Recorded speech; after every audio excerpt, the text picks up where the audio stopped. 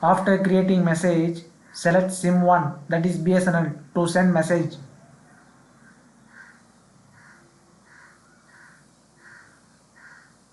Add phone number to whom to send message.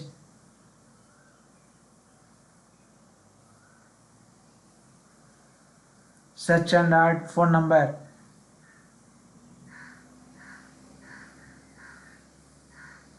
Sending message by SIM 1. After adding phone number and press OK, sending message by SIM 1, that is BSNL SIM.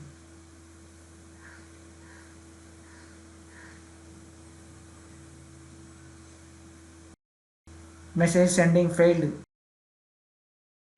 Solution: ensure you have at least 10 rupees in your main account balance. Then only you can able to send SMS from your BSNL SIM card. Other solution: go to settings,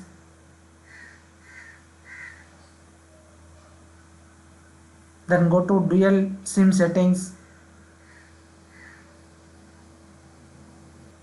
go to default SIM for messages and select BSNL SIM, that is SIM 1.